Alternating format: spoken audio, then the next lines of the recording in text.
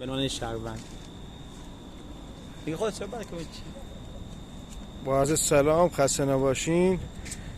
بنده شهروندم، اومدم اینجا نزدیک سلام آقا، نزدیک پارک بازار مرکزی.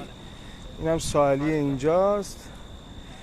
قبلا اینجا صحنه تاریک و مخوفی بوده، الان که بچهای شهرداری زحمت کشیدن اینجا رو چراغونی کردن، این مسیر رو. خیلی صحنه مخوف و تاریکی بود، الان خیلی روشن شده و اینکه الان قراره اینجا رو صندلی زدن، قبلا صندلی نداشته، ظاهرا دارن به اینجا خیلی میرسن. من به نوبه خودم از بچهای شهرداری تشکر نایی رو میکنم.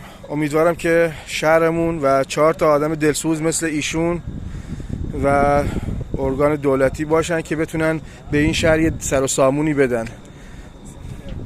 ممنونم، با امید اینکه شهرمون یه روز بهترین شهر ایران باشه.